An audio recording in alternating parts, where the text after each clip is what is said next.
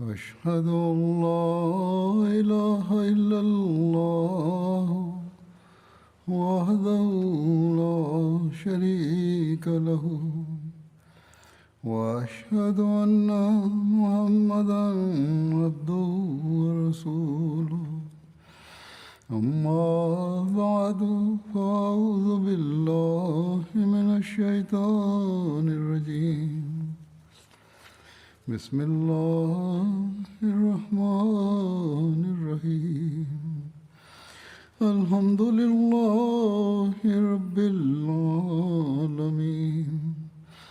الرحمن الرحيم مالك يوم الدين إياك نعبد وإياك نستعين اهدنا الصراط المستقيم صراط الذين أنعمت عليهم غير المغضوب عليهم ولا الضالين.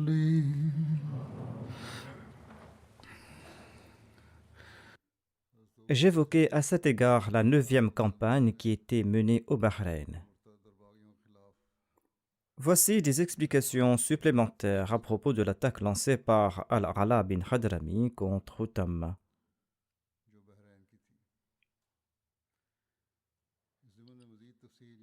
Al-Ala a ordonné à Jaloud de prendre la tribu Abdul Qais et de camper dans la région jouxtant Hajar afin de lancer l'assaut contre Hutam. Al-Ala est venu dans cette région afin de combattre Hutam. En sus des gens de Darin, tous les polythéistes se sont réunis sous l'égide de Hutam. Et les musulmans, quant à eux, se sont réunis sous l'égide d'Al-Ala al-Hadrami. Les deux armées ont creusé des tranchées à l'avant de leur emplacement. Tous les jours, ils attaquaient l'ennemi en traversant leurs tranchées. Et après le combat, ils repliaient derrière la tranchée. Ceci a duré pendant 1 mois. Au cours de cette période, une nuit, les musulmans ont entendu de grands bruits du côté du camp ennemi. Al-Ala a demandé: y a-t-il quelqu'un pour s'informer de la situation dans le camp ennemi? Abdullah bin Haddaf a déclaré: je vais le faire. Il est retourné informer les musulmans que leur ennemi était ivre et qu'il avait perdu la raison, et c'est en raison de leur ivresse que les soldats ennemis causaient tant de bruit. Quand ils l'ont su, les musulmans ont attaqué l'ennemi. Ils ont pénétré leur camp et ils les ont tués. Les soldats ennemis ont couru vers leurs tranchées. Nombre d'entre eux sont morts en y tombant, d'autres ont eu la vie sauve. D'autres encore étaient apeurés. Certains ont été tués, certains ont été faits prisonniers. Les musulmans ont tout pris dans leur camp.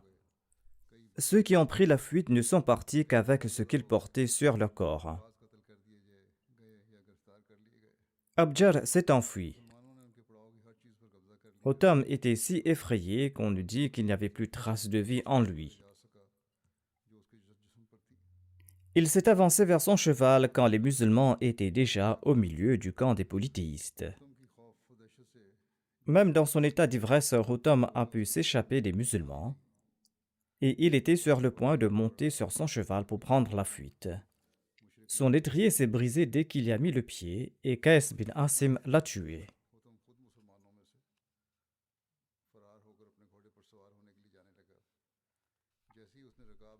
Après avoir tout pris du camp ennemi, les musulmans ont traversé leurs tranchées et ils ont poursuivi les soldats ennemis. Qais bin Asim s'est approché d'Abjar. Mais le cheval de ce dernier était plus puissant que le sien. De peur qu'Abjar ne lui échappe, Qais bin Asim a frappé d'un coup de lance l'arrière du cheval d'Abjar et l'a blessé. Abjar, cependant, a réussi à s'enfuir.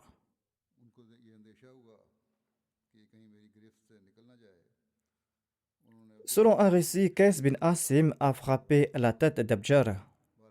Le coup lui a tranché le casque. Qais l'a frappé une fois de plus et l'a ensanglanté.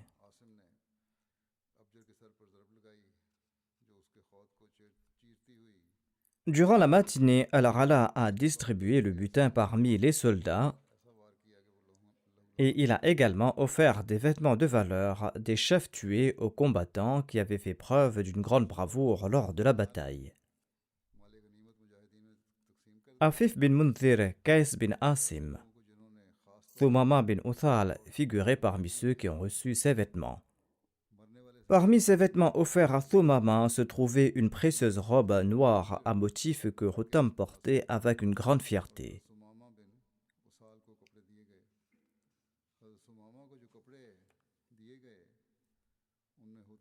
On a informé le calife Abu Bakr à propos du succès de cette campagne. Dans sa lettre, Al-Rala a informé le calife de la défaite des soldats des tranchées et de la mort de Rutam qui a été tué par Zayd et par Muammar. Il a écrit au calife Abu Bakr radhiyallahu anhu. Allah a fait perdre la raison à nos ennemis.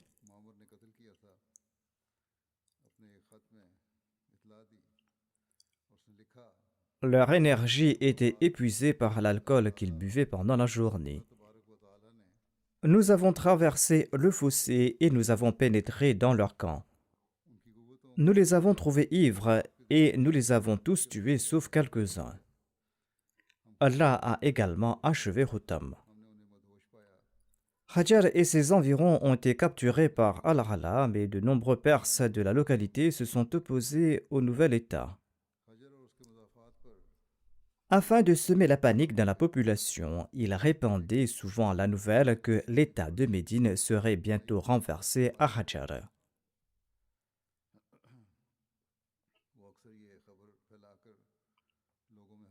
Il répandait aussi la nouvelle que Mafrouk Shebani, accompagné de sa tribu Taghlib et les troupes de Namir, sont en cours de route. Lorsque le calife Abu Bakr radhiyallahu anhu a su à ce propos, il a écrit ceci à Al-Rala. Si l'enquête révèle que les Banu Sharban bin Tharlaba, dont le chef était Mafrouk, vont vous attaquer, et que les fauteurs de troubles répandent cette nouvelle dans la région, en ce cas, envoyez une armée pour les soumettre et pour les piétiner et pour effrayer les tribus qui étaient derrière eux, de sorte qu'ils n'aient jamais le courage de relever la tête.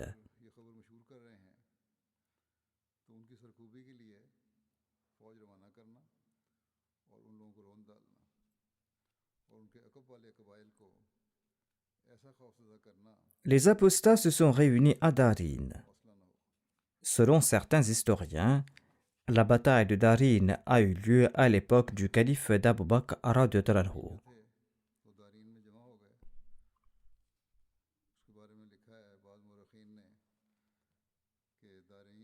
Mais selon d'autres historiens, la bataille de Darin s'est déroulée à l'époque du calife Omar radhiyallahu anhu. En tout cas, les apostats s'étaient réunis là-bas. Darin était une île du golfe Persique à quelques kilomètres du Bahreïn. Des familles chrétiennes étaient présentes sur cette île. Après la défaite infligée par Al-Rala, une grande partie des rebelles vaincus se sont rendus à Darin par bateau. Et les autres rebelles sont retournés dans leurs zones tribales respectives. Al-Rala bin Hadrami a écrit aux musulmans de la tribu Banu Bakr bin Wa'il de combattre ces rebelles. Il a également ordonné à Utayba bin Nahas et à Amir bin Abdul Aswad de rester là où ils se trouvaient et de placer une garde contre les apostats sur toutes les voies. Il a également ordonné à Misma de combattre les apostats.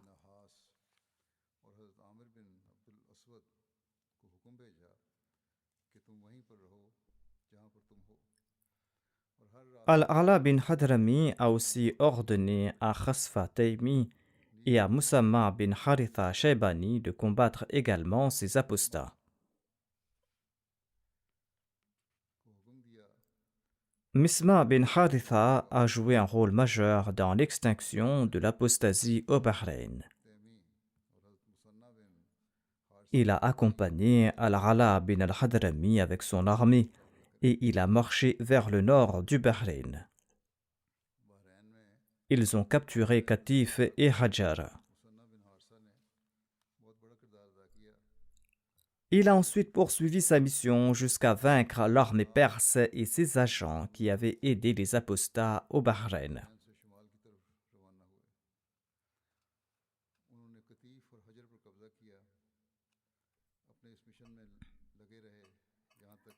Afin de combattre les apostats dans ces régions, ceux qui sont restés fidèles à l'islam ont rejoint Al-Ala bin Hadrami.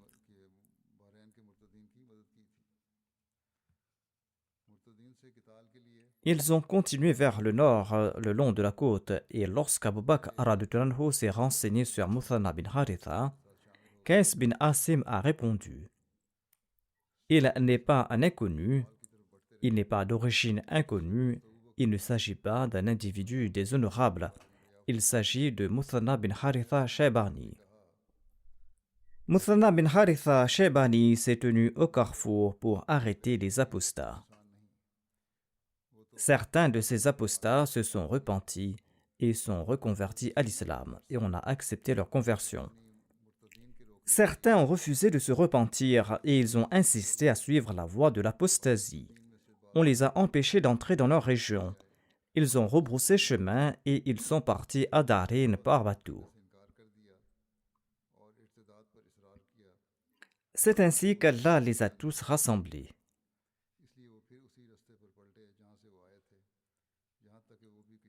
Al-Ala était encore dans l'armée des polythéistes lorsqu'il a reçu une réponse aux lettres qu'il avait envoyées à la tribu Bakr bin Wa'il.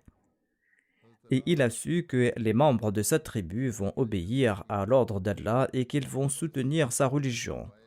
Lorsqu'Al-Ala a su que ces individus étaient des musulmans et qu'ils ne vont pas se rebeller et qu'ils ne vont pas se battre contre les musulmans et qu'il était convaincu qu'après son départ, il n'y aura pas d'événements désagréables avec les habitants du Bahreïn, eh bien Al-Ala a demandé à tous les musulmans de marcher maintenant vers Darin. Il les a invités à partir vers Darin.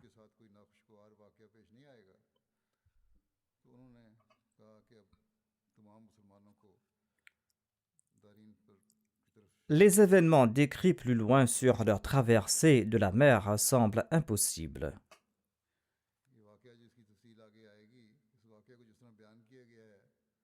Cette description peut comprendre quelques vérités, mais aussi des exagérations. En tout cas, j'expliquerai plus loin ce qu'il en est réellement. En tout cas, selon les récits, les musulmans ne disposaient pas de bateaux pour atteindre l'île. Suite à ce constat, Al-Ala bin Hadrami a rassemblé ses troupes et il a prononcé le discours suivant. Il a déclaré: Allah a rassemblé les troupes de Satan pour vous et il a poussé la bataille vers la mer. Auparavant, Allah vous avait montré ces signes sur la terre ferme afin que vous puissiez voir d'autres signes en mer. Marchez vers votre ennemi, traversez la mer et avancez vers l'ennemi, car Allah les a rassemblés pour vous. Tous ces soldats ont répondu: par Allah, nous allons le faire. Après avoir vu le miracle de la vallée de Dahna, nous n'aurons jamais peur de ces gens tant que nous vivrons. Ce récit est tiré du recueil de Tabari. Le miracle concernait l'incident du retour des chameaux des musulmans qui avaient pris la fuite, et cela concernait aussi la source d'eau qui avait jailli en plein milieu du désert. J'en avais fait mention plus tôt. Ils ont fait référence à ce miracle et à présent, nous allons voir le miracle de la traversée de la mer, ont-ils dit. Al-Ala et tous les musulmans se sont rendus vers la côte de cet endroit. Al-Ala et ses compagnons priaient en ces termes: Ya Arhamur Rahimin, Ya Karim, Ya Halim, Ya Ahad, Ya Samad, Ya Hayyu, Ya Muhyil Maut, Ya Hayyu Ya Qayyum, La ilaha illa anta, Ya Rabbana. Ô le plus miséricordieux des miséricordieux, ô le noble, ô le plus indulgent, ô toi qui es l'unique, ô l'indépendant, ô celui qui est vivant, qui donne la vie aux autres, ô celui qui accorde la vie aux morts, ô celui qui est vivant et qui soutient les autres, ô toi qui es vivant et qui maintiens les autres. Il n'y a personne digne d'adoration sauf toi, ô notre Seigneur. Selon le récit, Al-Rala a demandé à tous les soldats de mettre leurs chevaux à la mer en récitant cette prière. Ainsi, tous les musulmans, à la suite de leur commandant Al-Rala bin al-Hadrami, sont montés sur leurs chevaux, sur leurs ânes, sur leurs chameaux et leurs mulets, et ils sont entrés en mer. Et ensuite, par la puissance d'Allah, ils ont traversé le golfe sans subir aucune perte. Il semblait qu'ils marchaient sur du sable mou sur lequel de l'eau avait été aspergée. Les pattes des chameaux ne s'enfonçaient pas et les musulmans n'ont rien perdu lors de cette traversée. On trouve mention d'un petit sac qui a été perdu et qu'Al-Rala a retrouvé. En tout cas, le voyage de la côte jusqu'à Darin durerait 1 jour et 1 nuit en bateau. Cependant, cette troupe a parcouru cette distance en très peu de temps au cours d'une seule journée. Ces faits ont été rapportés par Tabari, mais certains écrivains contemporains ont expliqué cet incident de la traversée de la mer en disant qu'il est possible que la marée était basse dans le golfe Persique à ce moment-là, ou que les récits ont été exagérés et qu'en fait les musulmans aient traversé la mer par des bateaux appartenant aux gens qui habitaient dans la région. Cependant, ce détail n'est mentionné nulle part dans les récits. Différents individus ont présenté ces récits et ils ont mentionné la traversée, mais il ne fait aucun doute que les musulmans sont arrivés sur l'île de Darin. Allah sait le mieux comment ils y sont parvenus. Quant à la question des miracles, je vais présenter le principe expliqué par Hazrat Muslim Maud radhiyallahu anhu dans ses commentaires en référence à l'histoire du prophète Moïse alayhi salam.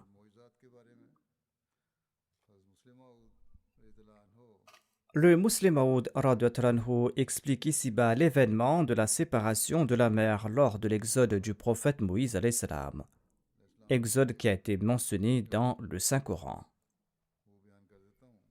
Hazrat Muslim Maud radhiyallahu anhu explique: selon le Saint-Coran, les enfants d'Israël se rendaient en Terre Sainte poursuivis par l'armée de Pharaon.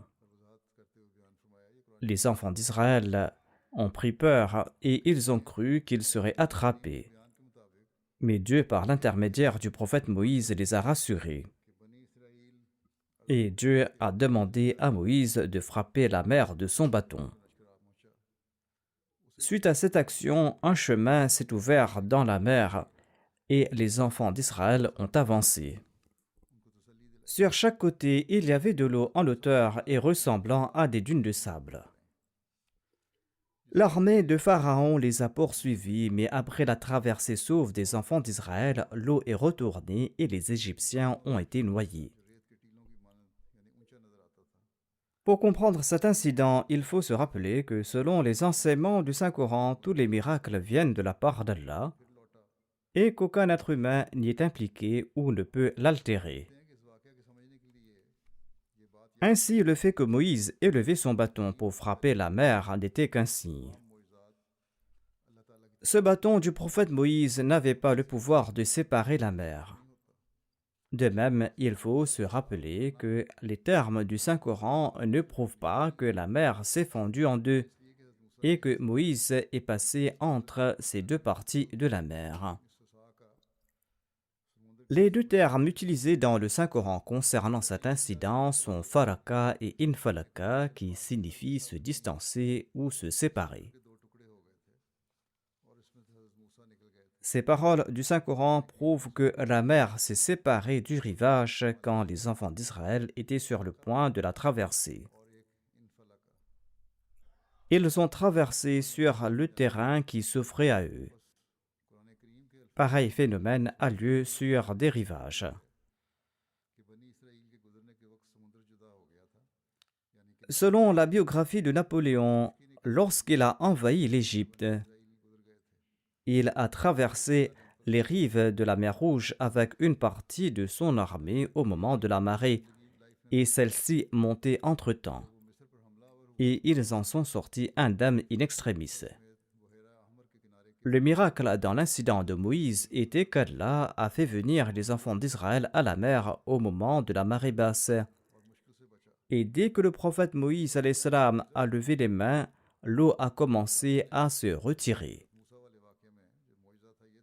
Mais lorsque l'armée de Pharaon est entrée dans la mer, de grands obstacles ont entravé leur chemin.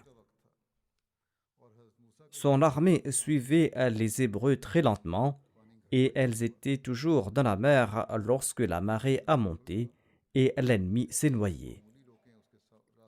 Les mouvements de la marée sont courants en mer. À un moment, l'eau s'éloigne loin du rivage et à un autre moment, elle s'avance sur terre.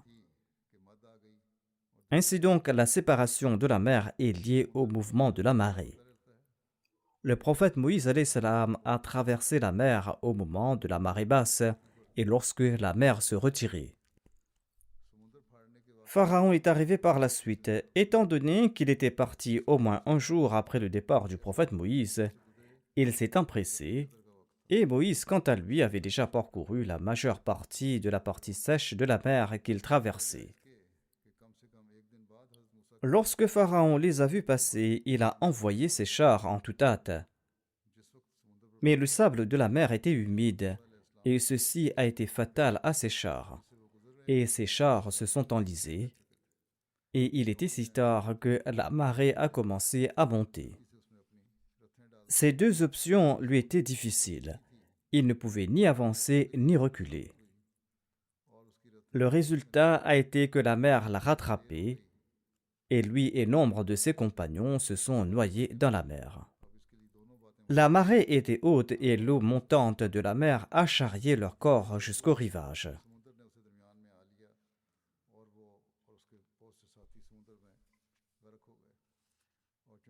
En tout cas, les musulmans ont atteint Darin d'une manière ou d'une autre, comme je l'ai dit. Un phénomène ressemblant à la marée s'est peut-être produit là-bas. En arrivant à Darin, il y a eu une confrontation entre les musulmans et les rebelles apostats. La bataille était très sanglante et tous les rebelles ont été tués. Personne parmi eux n'a survécu pour informer les autres de ces événements. Les musulmans ont réduit en esclavage leurs familles et ont confisqué leurs biens. Chaque cavalier recevait 6000 dirhams et chaque fantassé 2000 dirhams. Il a fallu une journée entière aux musulmans pour les atteindre depuis la plage et pour les combattre. Une fois leur tâche accomplie, ils sont retournés. Voici l'incident du martyr de Thumama bin Uthal. Al-Ghala bin Hadrami a fait revenir tout le monde sauf ceux qui ont préféré rester là-bas. Thumama bin Uthal faisait partie des rapatriés. Abdullah bin Hazaf relate ceci. Nous étions à une source appartenant au Banu Qais bin Tharlaba. Les gens de la région ont vu Thumama portant la robe de Hutam. Il s'agissait de la même robe offerte à Thumama comme butin après la mort de Hutam. Les gens de cette tribu ont envoyé quelqu'un pour enquêter et ils lui ont dit « Va et demande à Thumama d'où il a eu cette robe et demande-lui si c'est bien lui ou quelqu'un d'autre qui a tué Hutam. »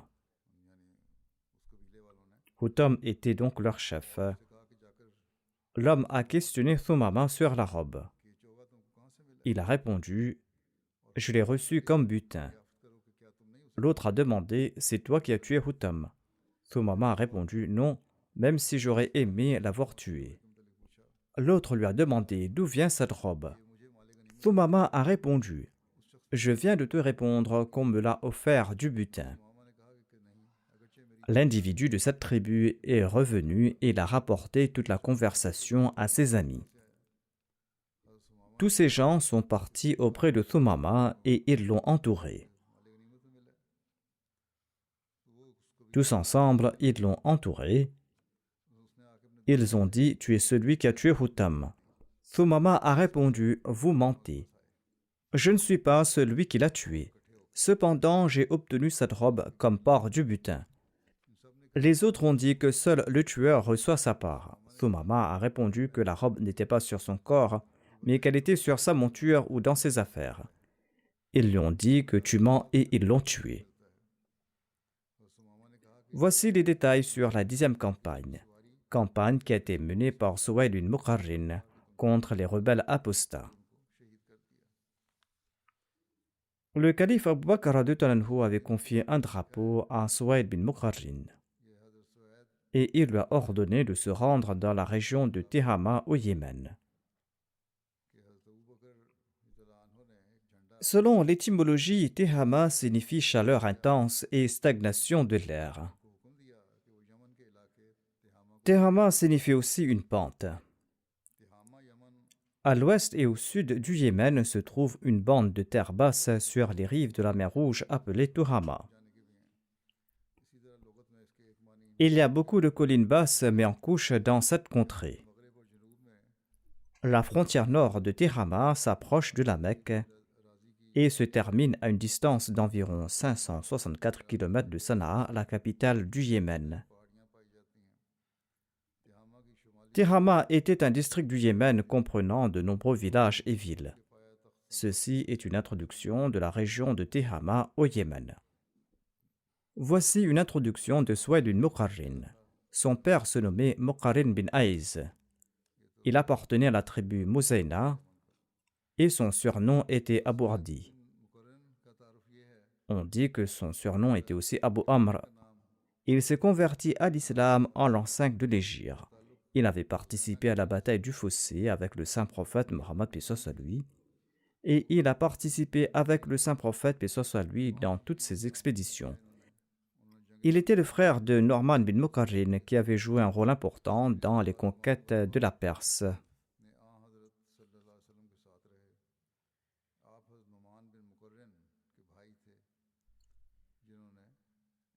Les livres d'histoire n'évoquent aucun détail sur l'expédition de Suwayd à Tihama et ses opérations contre les apostats. Cependant, les livres d'histoire évoquent l'apostasie des gens de Tihama et leurs conditions. Il est dit qu'en l'an 10 de l'Hégire, le saint prophète Mohammed paix soit lui a nommé des collecteurs de la zakat au Yémen après le pèlerinage d'adieu. L'envoyé d'Allah sallallahu alayhi wa sallam, a divisé le Yémen en 7 parties.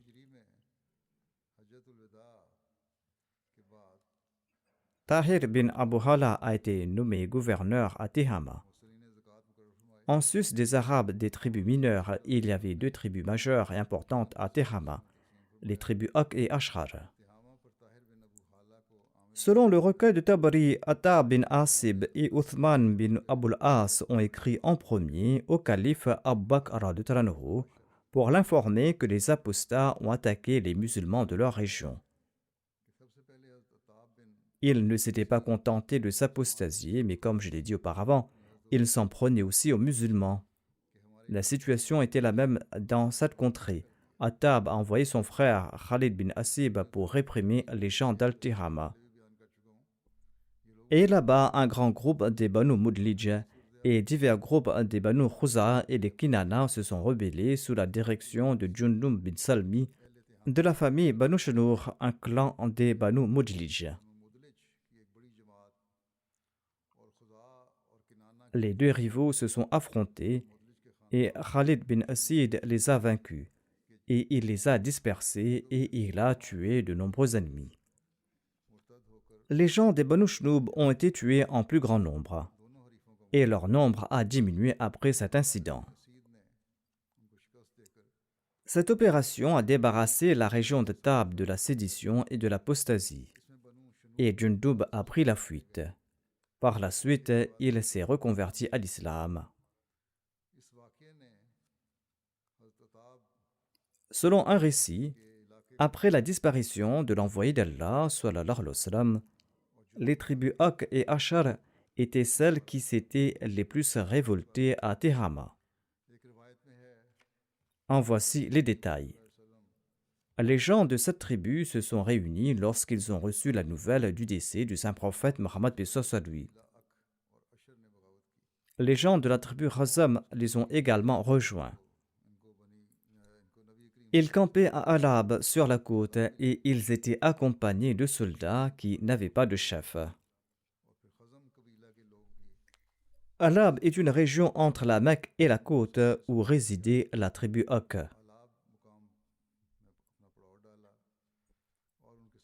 Tahir bin Abu Hala en a informé le calife Abu Bakr radhiyallahu anhu et il est parti réprimer ces rebelles. Il a informé le calife Abu Bakr en écrit pour l'informer de son départ. Tahir était accompagné de Masrouk Akki et les membres de sa tribu qui n'avaient pas apostasié. Il est parti à leur rencontre à Alab et après une bataille féroce, Allah a vaincu leur ennemi. Les musulmans les ont tués sans pitié. La puanteur de leurs victimes s'est répandue dans toutes les directions et les musulmans ont remporté une glorieuse victoire. Se référant aux incidents d'apostasie à Tihama, un auteur écrit que Tahir bin Abi Hala était à l'avant-garde de la répression de l'apostasie dans la région de Tihama. L'envoyé d'Allah sallallahu alayhi wa sallam, avait nommé Tahir bin Abi Hala gouverneur de cette partie de Tihama. Et il se trouvait là-bas les tribus Ak et Ashari. Par la suite, Abu Bakr radhiyallahu anhu a ordonné à Ukasha bin Thawr de demeurer à Tihama et de rassembler son peuple autour de lui et d'attendre l'ordre de sa part.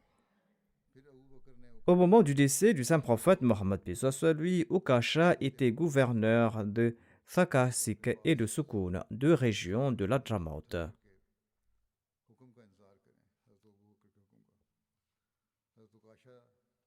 Le calife Abu Bakr radhiyallahu anhu a renvoyé Jarir bin Abdullah Bajli auprès de la tribu Bajila et il lui a ordonné de prendre les musulmans de sa tribu et de combattre ceux qui ont apostasié. Il devait ensuite se rendre auprès de la tribu Khassam et combattre l'ennemi. Jazir est parti pour son expédition et il a exécuté l'ordre donné par le calife Abu Bakr radhiyallahu anhu. Et hormis quelques individus, personne n'est venu le combattre. Il a tué ceux qui l'ont combattu et il les a dispersés. Je présenterai d'autres récits sur ces expéditions. J'en évoquerai la 11e la prochaine fois, Inch'Allah. Pour l'instant, je souhaite mentionner quelques personnes qui sont décédées récemment.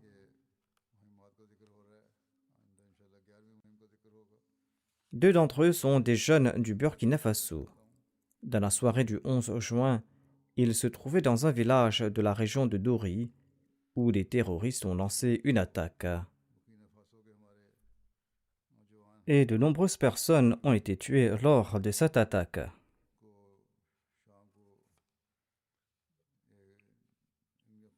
Deux de nos khadim Ahmadi qui travaillaient dans leur magasin ont également été tués. Il y a eu une fusillade et ils sont tombés en martyrs sur le coup. Inna lillahi wa inna ilayhi raji'un. Le premier se nomme Deko Zakaria. Il avait 32 ans. Il avait servi comme caïd régional de la Khuddam al-Ahmadiyya de la région de Dori. Il s'était rendu à l'école de mémorisation du Saint-Coran au Ghana pour mémoriser le Saint-Coran. Il a suivi des cours de mémorisation pendant quelque temps et ensuite il est revenu. Il était toujours prêt à servir la Jamaat, il répondait présent à toute tâche de la Jamaat. Il respectait l'office des 5 prières quotidiennes et il accomplissait aussi régulièrement les prières de Tahajjud et Nawafil. Il était régulier dans ses cotisations. Et s'il avait quelques revenus supplémentaires en sus de ses revenus mensuels, il cotisait immédiatement dans les fonds de la communauté. Il avait un vrai amour pour la Jamaat et le califat. Il suivait régulièrement les sermons du vendredi et il regardait aussi d'autres émissions de la MTA avec beaucoup d'intérêt. Son missionnaire local a déclaré que lors de la dernière rencontre avec lui, le défunt avait exprimé son grand désir de rencontrer le calife de l'époque. Le Muallim a écrit qu'il était un khadim idéal. Le défunt laisse derrière lui son épouse, 2 filles et un fils.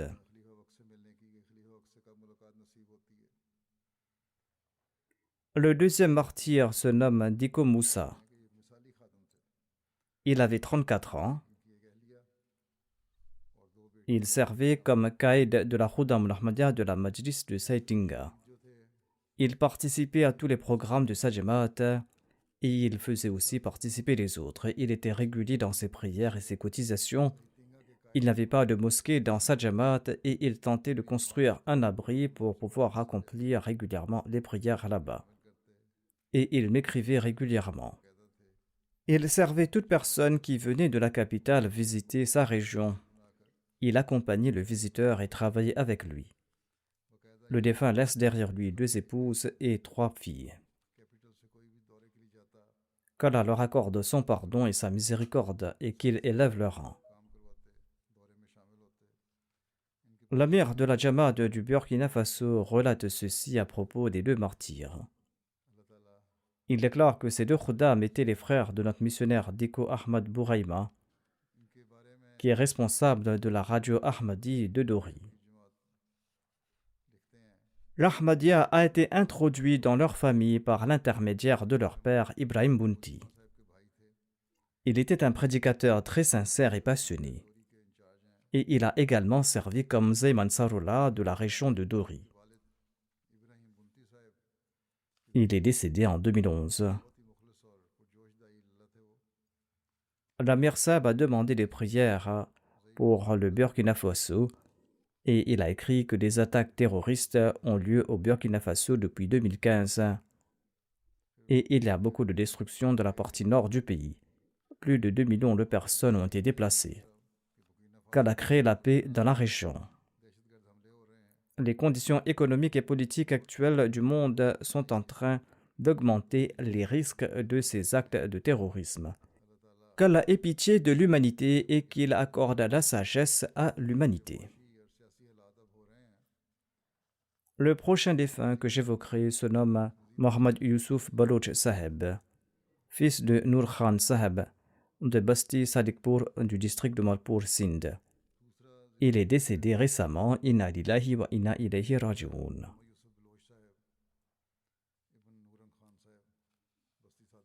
Il appartenait à une famille d'origine balouche. Ils sont originaires de Dera Ghazi Khan. Le défunt est né à Dera Ghazi Khan. En 1934, Maulana Ghulam Rajiki Saheb a introduit l'Ahmadiyya au sein de sa famille.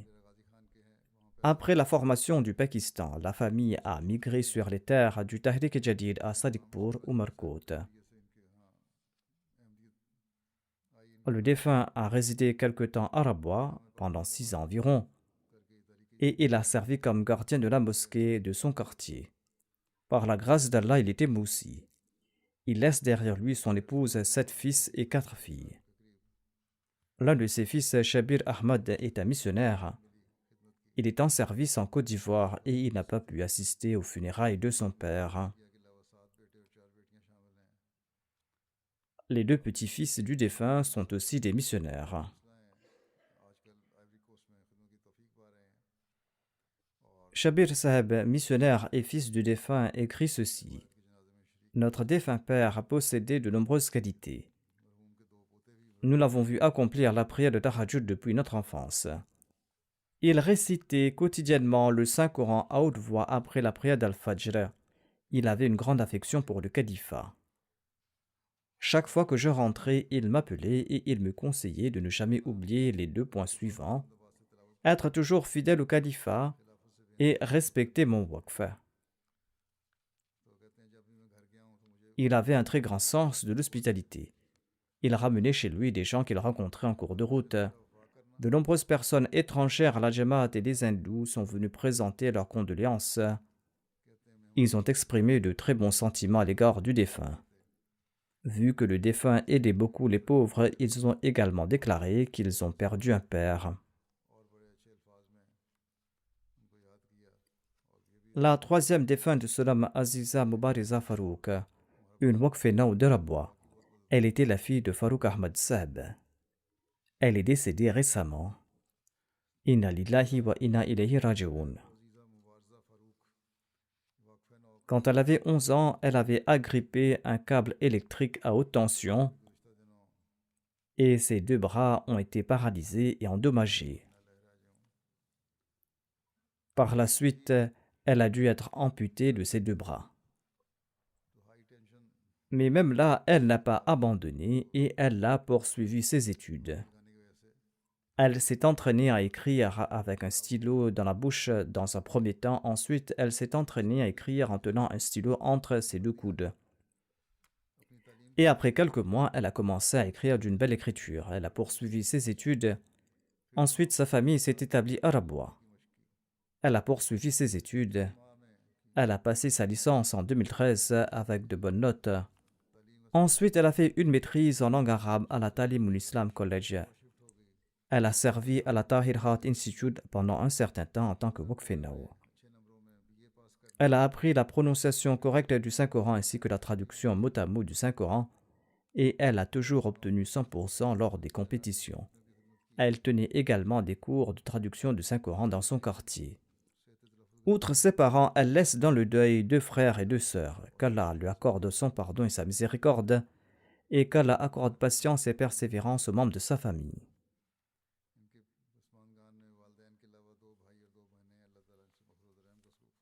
Le prochain défunt se nomme Anzomana Ouattara. Il a servi comme muallim de la communauté en Côte d'Ivoire. Il était de la région de Massadougou. Il est décédé récemment. Inna lillahi wa inna ilayhi raji'un. Le missionnaire en charge de la Côte d'Ivoire écrit ceci. Le défunt était un aîné de la communauté, imbu de simplicité et d'humilité. Il était régulier dans l'accomplissement de ses solas et de ses jeûnes. Il accomplissait fréquemment les prières nawafil et il jeûnait régulièrement les lundis et les jeudis. Ses prières étaient souvent exaucées. Il avait un grand amour pour le califat et il était un prédicateur émérite. Il avait accepté l'Ahmadiyya par un rêve en 1997. Dans ce rêve, il s'est vu dans la forêt et se rendait au village nommé Nassian. Il s'est frayé une route avec une épée et il récitait en même temps la kalima tayyiba à haute voix. Il raconte un jour après ce rêve, j'ai appris qu'un missionnaire Ahmadi, M. Omar Moaz, était venu prêcher au village de Nassian. Sur ce, il s'est rendu à Nassian. Il a fait la bayra dès qu'il a entendu le message de la Jamaat. Il a déclaré « Allah m'avait demandé d'accepter ce message dans mon rêve. Je dois tenter de me rendre dans ce village où je vais trouver la foi. » Quelque temps après son acceptation de l'Ahmadiyya, il a commencé à servir la Jamaat en tant que muallim. Lorsque la guerre civile a éclaté dans le pays en 2002, il ne pouvait plus maintenir le contact avec le centre de sa région. Le défunt muallim a maintenu le contact avec les villages et les Jamaat environnantes et il a poursuivi le travail d'éducation et de formation des membres de la Jamaat, et ce, quelles que soient les circonstances, et il est resté en contact avec le centre. Il a également construit une mosquée dans la cour de sa maison au village. Et de là, il a travaillé pour l'éducation et la formation des membres de la Jamaat. Régulièrement, il effectuait de longs trajets pour participer aux programmes nationaux de la Jamaat. Le défunt a pu assister à la Jalsa Salana du Royaume-Uni en 1998. Il a eu le privilège de rencontrer Feu le 4e calife et il avait participé dans l'émission de la MTA Rencontre avec les francophones avec le 4e calife.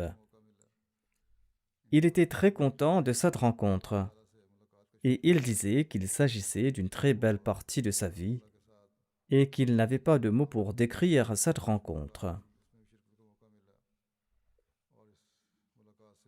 Il m'avait rencontré en 2004 lors de ma visite au Burkina Faso. Là-bas, il m'a dit: Je vous rencontre aujourd'hui en raison de ma nouvelle vie. C'est en raison de votre visite qu'Allah m'a accordé sa grâce. C'est grâce à votre visite que je reçois cette bénédiction. Il a relaté: Je suis tombé gravement malade 2 mois auparavant. Ma famille croyait que je vivais mes derniers moments. Je vous ai vu dans un rêve et vous m'aviez touché la tête. Et il a déclaré que dans le rêve, il avait l'impression que toute la maladie l'abandonnait. Et lorsqu'il s'est réveillé, la maladie avait disparu et il s'était rétabli. En tout cas, lors de ma visite là-bas, le défunt m'a demandé d'accomplir physiquement ce qu'il avait vu dans son rêve et il a présenté sa tête pour que je puisse passer ma main dessus. Et il en était très heureux. Il nourrissait envers le califat une loyauté totale. Et il disait aux autres que la vie qui lui a été accordée était vouée à servir la foi et qu'il allait passer le restant de sa vie à servir la foi. Il s'agit d'un serment qu'il a respecté. Il a vécu jusqu'à l'âge de 94 ans et il était actif et en bonne santé jusqu'à son dernier jour. Malgré son âge avancé, il partait seul en tournée dans la Jamaat voisine. Et il m'a rencontré une deuxième fois au Ghana en 2008 lorsque je me suis rendu au Ghana. Il avait aussi participé à la Jalsa Salana du jubilé du califat et il en était très heureux. Bandoko Shahid Saab, qui est missionnaire, relate ceci à propos du défunt. Il avait un grand amour pour les missionnaires du Pakistan. Il les accueillait avec une grande humilité et il les traitait avec beaucoup de respect et d'honneur. Il était toujours en tête de liste dans ses sacrifices financiers et il cotisait régulièrement dans les fonds de la Jamaat.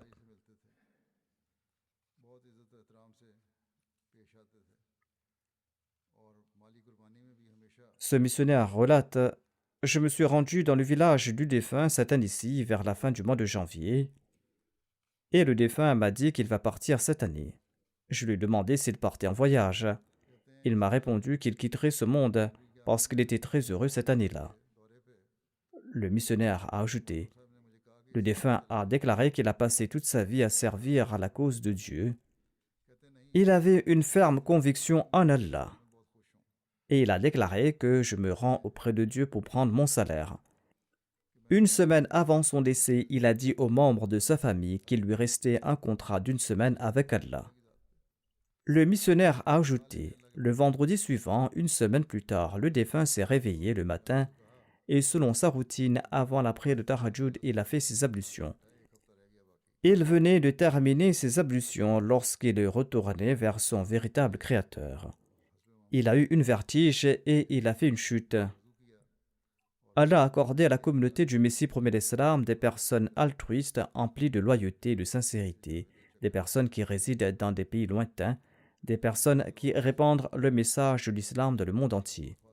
Qu'Allah ne cesse d'accorder à la Jamaat pareils individus désintéressés, des personnes qui sont prêts à servir la communauté. Il laisse derrière lui 5 fils et 6 filles qui sont tous des Ahmadis par la grâce d'Allah. Qu'Allah leur accorde la fermeté et qu'il leur permette de suivre les pas de leur père. Après la prière du vendredi, je vais diriger les prières funéraires de toutes ces personnes en absence de leurs dépouilles.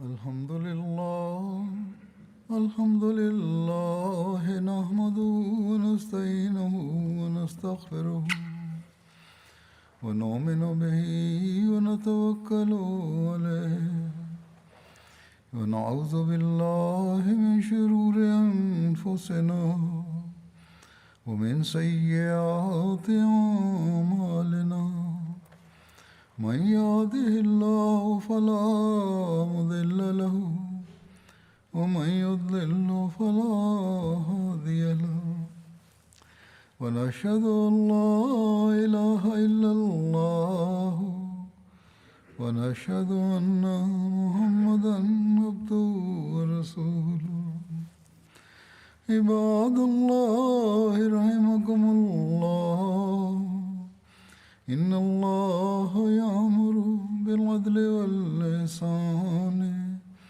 وإيتاء ذي القربى وينهى عن الفحشاء والمنكر والبغي يعظكم لعلكم تذكرون اذكروا الله يذكركم وادعوه يستجب لكم ولذكر الله أكبر.